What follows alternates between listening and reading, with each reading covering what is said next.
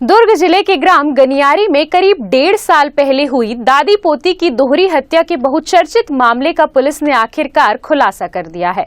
करीब 1.5 साल पहले दोनों की लाशें उनके घर पर खून से लथपथ मिली थी। विवेचना के दौरान पुलिस को काफी मशक्कत करनी पड़ी। हत्या करने वाले पूरी प्लानिंग के साथ काम को अंजाम दिया था। पुलिस ने 2 आरोपियों को गिरफ्तार कर लिया है और एक आरोपी अभी भी फरार है। दरअसल घटना 6 से 7 मार्च 2024 की रात की है, जब वृद्ध और उसकी नाबालिग पोती की उनके घर में बेरहमी से हत्या कर दी गई थी।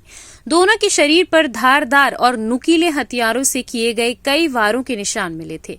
घटना की गंभीरता को देखते हुए वरिष्ठ अधिकारियों की टीम ने मौके पर पहुंचकर जांच शुरू की।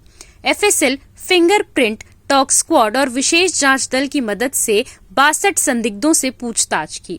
अहमदाबाद और रायपुर में संदिग्धों के ब्रेन मैपिंग, पॉलीग्राफ और नार्को टेस्ट भी कराए गए। आखिरकार रिपोर्ट और पूछताछ के आधार पर पुलिस ने मुख्य आरोपी चुमेंद्र निषाद और उसके सहयोगी पंकज निषाद को गिरफ्तार किया, जबकि एक आरोपी अभी भी फरार है। पुलिस जांच में खुलासा हुआ कि चुमेंद्र के नाबालिग मृतिका से अवैध संबंध थे। इसी बीच उसकी सगाई हो जाने से नाबालिग ने उसे धमकाया कि वह ये बात सबको बता देगी। इससे डरकर चुमेंद्र ने अपने शराब तस्करी के साथी पंकज और एक अन्य के साथ मिलकर हत्या की साजिश रची। घटना की रात चुमेंद्र ने नाबालिग को आवाज देकर बाहर बुलाया और झूठ बोलकर शादी करने की बात कही। नाबालिग के इनकार करने पर उसने गुस्से में टंगिया से हमला कर उसकी हत्या कर दी। शोर मचाने पर दादी को भी चाकू मारकर मौत के घाट उतार दिया। वारदात के बाद आरोपी हथियार धोकर घर लौट गए।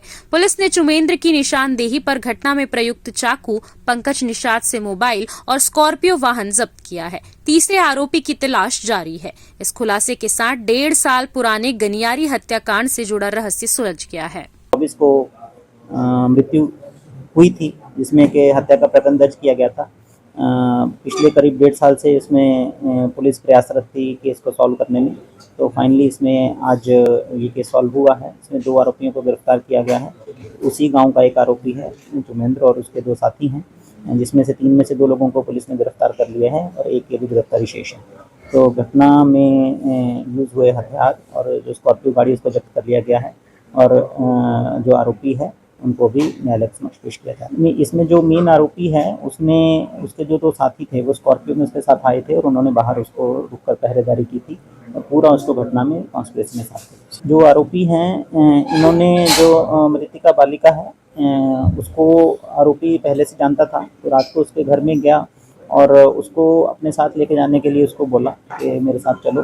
तो जब उसने मना किया तो उसने उसको वहीं मारा और जो उसकी दादी थी जब वो उठ गई तो उसने उसको भी साक्ष्य ना बता दे वो किसी को, तो इसलिए उसको भी खत्म कर दिया।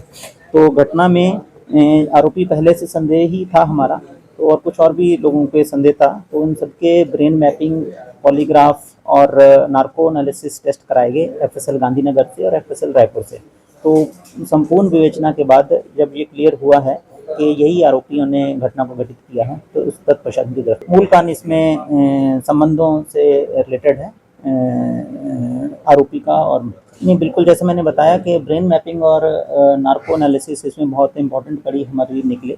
उन पे जो हमें क्लू मिला आरोपियों के रोल को लेकर, तब उनसे फिर पूछताछ की गई और फिर उन्होंने जब उनको ब्रेन मैपिंग और उसमें जो तथ्य आए सामने, उसके आधार पर जब उनको कन्फ्रंट किया गया और उनके साथियों की जो गाड़ी थी उसकी लोकेशन और सब चीज़ों से, तब ये क्लियर हुआ कि नहीं किया। फिर उन्होंने कन्फेशन किया, उसके बाद उनको गिरफ्तार किया। ग्रैंड न्यूज़ के लिए ब्यूरो रिपोर्ट।